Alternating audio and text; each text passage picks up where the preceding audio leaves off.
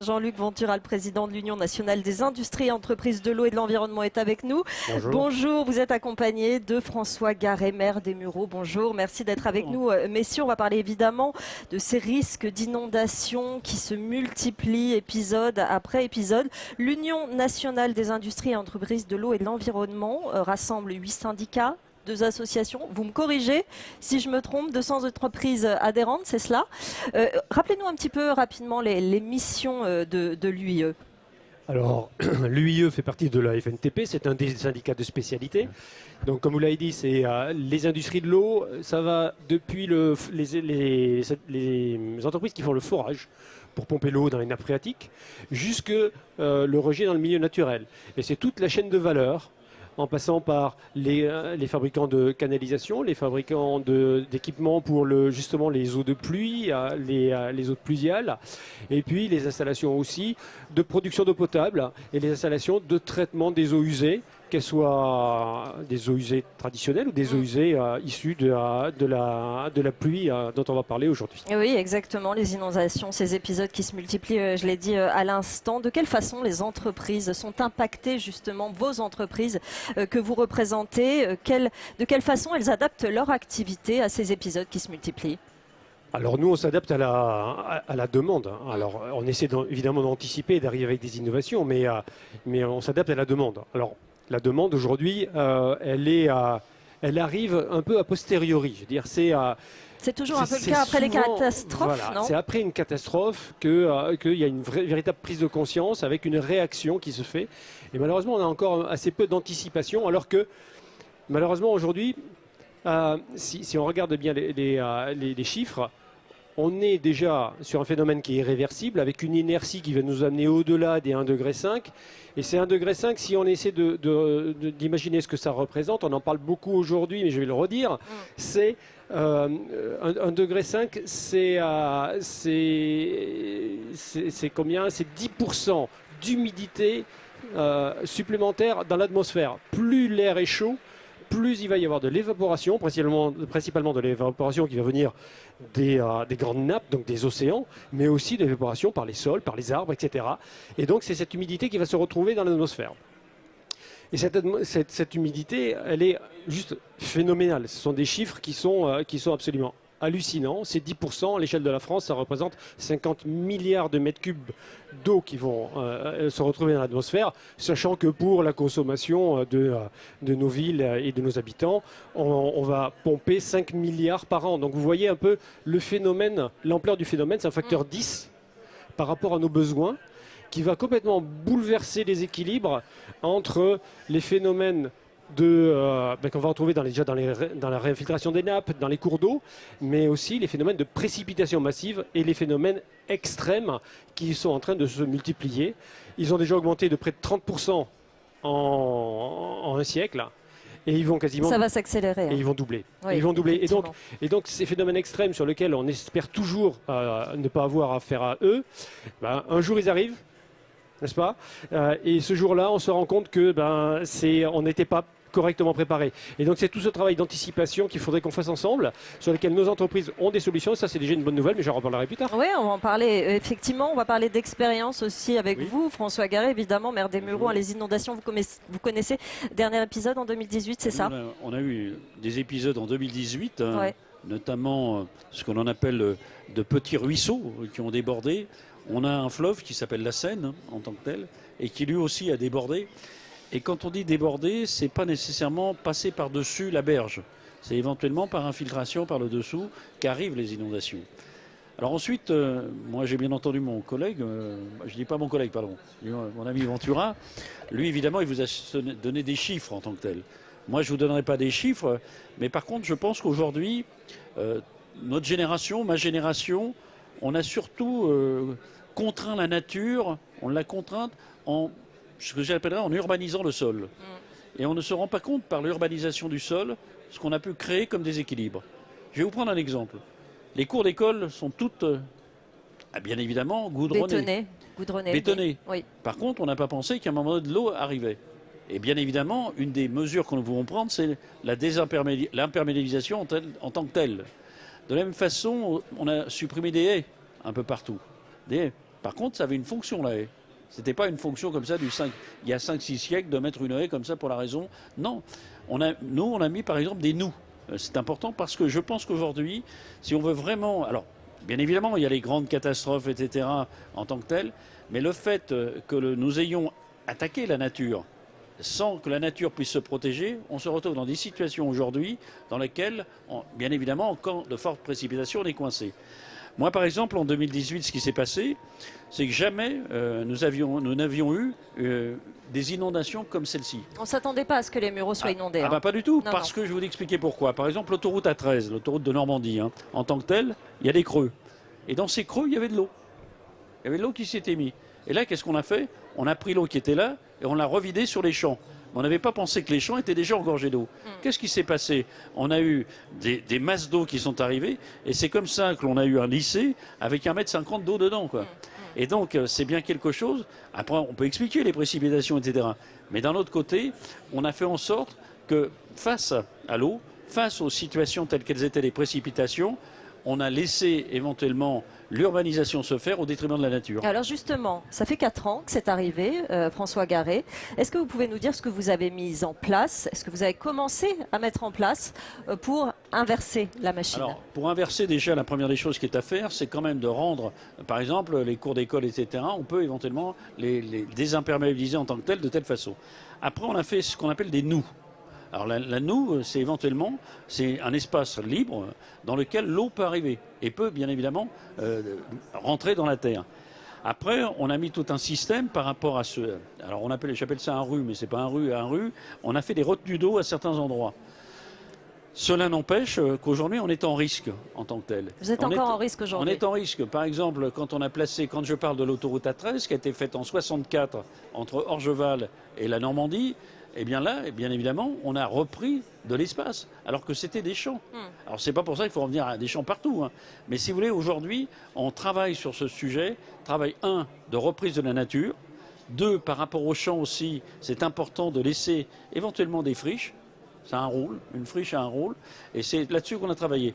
Et d'un autre côté aussi, quand vous avez des canalisations d'eau qui font une certaine taille, eh ben on ne peut pas en mettre plus dessus. Effectivement. Et c'est toute la question qu'on a avec vous là-dessus. Jean-Luc Ventura, voilà, la question est là. Vous nous parliez des solutions tout à l'heure. Ça regroupe quoi vos solutions, par exemple? Alors, concrètement, en fait, pour bien voir les solutions, il faut d'abord bien voir les catégories de pluviométrie qu'on va avoir. Parce qu'en face de chaque catégorie, on va avoir des réponses ou pas de réponses. Alors, la première catégorie aujourd'hui, c'est les petites pluies qu'on a tous les ans, les pluies régulières. On parle de pluies de 2, 3 jusqu'à 5 mm, sur lesquelles on considère aujourd'hui dans les règles d'urbanisme que ces pluies-là, elles doivent être retenues au niveau de la parcelle. Alors, si on est dans une zone très urbanisée, ça va aller même être jusqu'au niveau du bâtiment lui-même, avec des toitures végétalisées, avec des récupérations d'eau dans les gouttières, et avec un stockage et une redistribution, voire sur les systèmes plus élaborés, avec la possibilité d'utiliser cette eau pour les toilettes ou pour d'autres usages, évidemment pas pour l'eau potable, mais pour des usages un peu dégradés de l'eau, pour l'arrosage de ces toitures végétalisées par exemple plus tard, grâce à des systèmes de stockage et de redistribution. Donc ça c'est la première catégorie, avec vraiment toute une famille de solutions qui est en train de se développer, avec des règlements d'urbanisme qui se développent ici à Paris. Je vous parlais tout à l'heure de pluie jusqu'à 2, 3, 4, 5 mm à Paris. On est sur un règlement d'urbanisme qui impose aujourd'hui jusqu'à 8 mm et même parfois jusqu'à 10 mm. Alors ce seuil des 8 ou 10 mm, il va être dépendant de l'impact que l'on a sur la deuxième catégorie. Cette deuxième catégorie, qu'est-ce qu'on veut faire avec cette deuxième catégorie? On va s'autoriser à avoir un ruissellement de la parcelle vers les réseaux, vers les infrastructures d'eau, c'est-à-dire les réseaux d'assainissement, les réseaux pluviales, et derrière les installations de traitement qui vont protéger le milieu naturel. Donc dans cette deuxième partie de la stratégie contre les inondations, on veut protéger le milieu naturel en priorité. Et donc, on va calibrer ce seuil de basculement entre la première catégorie et la deuxième catégorie en fonction de ce que les réseaux vont être capables d'absorber derrière et les usines vont être capables de traiter. Ça, c'est la deuxième famille. Une deuxième famille sur laquelle aussi il est en train de se passer des choses. C'est-à-dire que sur cette famille, on avait construit des choses, on avait construit historiquement. Mureaux, ça fait Ça fait des décennies et des décennies que les systèmes existent. Et on a eu l'occasion de travailler ensemble avec François depuis longtemps. Mais ce qu'on voit aujourd'hui, c'est que du fait de l'intensification de ces épisodes extrêmes par ce phénomène d'humidité qui est stocké dans l'atmosphère et qui va retomber massivement d'une part, et avec l'autre phénomène que François Garret a parfaitement expliqué, celui d'une imperméabilisation des sols dont on n'a pas vraiment pris conscience et des conséquences. Les sols n'absorbent plus. Ouais. Et donc on a moins d'absorption dans le sol, plus de précipitations, et donc on a une saturation des systèmes existants qu'il faut revoir en termes de dimensionnement. Ça, c'est la deuxième catégorie. Troisième catégorie, on va vouloir protéger le risque d'inondation, protection des biens. Là, on va accepter de rejeter de l'eau dans le milieu naturel qui n'aura pas été traitée, en espérant que, grâce aux premières eaux qui auront pu être traitées, on aura un impact limité. Mais ça sera de l'eau qui va être déversée par des déversoirs d'orage, par des surverses, vers le milieu naturel. Et ce qu'on cherche là, c'est à protéger, éviter cette inondation de l'A13 que j'ai vécue ce jour-là, et puis les inondations des infrastructures. Dernière catégorie. Allez-y. Dernière catégorie pour terminer. Ça, c'est le phénomène extrême. On parle des plus de 80 mm et au-dessus. Au Mureaux, c'est 50 mm qui est tombé en quelques heures. Ouais. On est à peu près dans cette gamme-là. 80 mm, on est sur des phénomènes. Nos ancêtres les Gaulois diraient le ciel nous tombe sur la tête. Et là, il n'y a plus qu'une chose à faire. C'est de ne pas être au mauvais endroit, au mauvais moment. Il n'y a plus rien à faire, c'est ce que vous voulez dire ? Il n'y a plus rien à faire. Oui, il faut accepter qu'il y a un moment donné, quand on est sur des phénomènes de type plus tropical qui arrivent, il faut s'être assuré en anticipation qu'on n'a pas construit des habitations à cet endroit-là, que finalement la nature va reprendre ses droits. C'est ce qui s'est passé dans la vallée de la Roya. Oui. À un moment donné, c'était impossible de canaliser des flux d'eau aussi importantes. On était sur un phénomène absolument extrême. Et là, il fallait faire en sorte qu'on n'ait pas d'infrastructure sensible et pas d'habitation. On cherche juste à éviter que les populations soient protégées. 4 niveaux donc de solutions. William Haller. Oui, monsieur le maire, l'État dit le risque à travers les plans de prévention des risques inondations. Est-ce que votre commune, j'imagine, elle est couverte par un PPRI ? Et c'est vous qui le traduisez en urbanisation à travers votre document d'urbanisme. Est-ce que vous avez adapté votre document d'urbanisme depuis l'épisode qui vous a frappé ? Écoutez, vous avez tout à fait raison. Il y a des PPRI, des plans prévisionnels des risques d'inondation. Et ce qui est important aussi, on n'est jamais que 111 ans après 1910. Et en 1910, il y avait eu une crue quand même assez conséquente, dans lequel, aujourd'hui, on a fait un PPRI qui est 20 cm au-dessus de la crue de 1910. Mais c'est 111 ans après qu'on le commence. Par contre, on ne s'est pas soucié à un moment donné, même à l'après-guerre, etc., de se dire, là, cette zone-là, elle est un risque fort d'inondation. Et aujourd'hui, ce que je puisse vous dire, c'est que si demain, on avait à refaire des constructions, il y a à peu près de 0 à 200-300 mètres d'un fleuve comme la Seine, tout un ensemble de constructions qui ne seraient pas faites. Ouais. Moi, par exemple, j'ai une gare, donc la ligne de Saint-Lazare, là, c'est en contrebas, alors que cette ligne est en l'air, parce que tout ça était en inondation. Et donc, c'est comme ça que des bâtiments étaient en zone inondable. Alors, il est évident, par rapport à ce que vous dites, d'un côté, il y a le PPRI, et je pense que le PPRI est quand même une règle qu'on se doit de suivre. On a défini ce qu'on appelle des plans locaux d'urbanisme ou des plans locaux d'urbanisme intercommunaux. Moi, je suis dans une intercommunauté de 400 000 habitants qui va de Poissy-Conflans jusqu'aux portes de Normandie, donc la Seine. Et on a défini aussi par rapport à ces PLUI, c'est au niveau intercommunal, aussi bien par rapport à la Seine, mais aussi bien par rapport à tout ce qui vient se jeter dans la Seine. Mais quand je parle de cela, on n'a pas travaillé sur les PPRI en dehors, notamment des phénomènes importants dans lesquels vous avez une masse d'eau qui arrive, elle n'arrive pas nécessairement dans le cours d'eau. La masse d'eau. Et ça, évidemment, ce n'est pas prévu. Ce n'est pas prévu, mais par contre, là aussi, il faut tenir compte, là où c'était des terres agricoles, on a à un moment donné construit aussi sur ces terres agricoles. Et s'il y avait des terres agricoles, ce n'était pas uniquement pour le plaisir d'avoir des terres agricoles. Donc, il est évident qu'aujourd'hui, avec le PPRI tel qu'il est, les plans locaux d'urbanisme tels qu'ils sont, aujourd'hui, bien évidemment, on ne construit plus comme avant. Et on ne laisse pas construire comme avant. Et c'est important aussi, dans les nouvelles constructions, et tu le disais, aujourd'hui, les nouvelles constructions, il y a tout un ensemble de règles par rapport à l'eau, les eaux de pluie, etc. qu'on aborde. Je ne parle pas des eaux usées, parce que les eaux usées, c'est un autre problème. Justement, François Garret, vous parlez de nouvelles règles, vous parlez de plans qui datent de plusieurs décennies. Est-ce que les maires, qui sont finalement très décisionnaires dans les constructions, dans le fait de délivrer des permis, est-ce qu'ils sont seuls ou est-ce qu'ils sont aidés suffisamment pour prendre ces décisions face à ces nouveaux risques? Alors quand même, on n'est pas tout à fait seul. Attendez, il ne faut pas non plus... C'est trop facile de dire le maire, il est tout seul face à la situation. On a quand même des organismes de l'État quand même qui sont présents et qui nous disent... Et qui s'adaptent? Oui, mais qui s'adaptent. Mais à un moment donné, je pense que quand on a un PPRI, il ne faut pas s'adapter au PPRI. Alors évidemment, par exemple, ça peut vous gêner comment il est dessiné. Moi, je sais que j'ai des maires le long de la Seine, je ne vous dirai pas où, parce que je ne vais pas les dénoncer, mais qui me disent c'est une connerie ce PPRI. C'est une connerie ce PPRI. Évidemment, quand votre commune est presque tout au bord de la Seine, c'est une connerie parce que vous ne pouvez pas construire en tant que tel.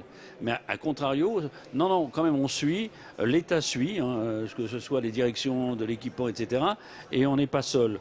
Par contre, la difficulté que nous avons, c'est justement quand il y a éventuellement des zones à urbaniser, de dire aux propriétaires ce n'est pas possible. Et notamment quand vous avez des successions dans lesquelles vous succédez, vous avez des biens qui arrivent. Et on vous dit, non, c'est pas possible, tu es en PPRI. La personne se dit, mais attends, avant, elle n'était pas en PPRI. Et ça, c'est vraiment quelque chose qui est difficile pour un maire.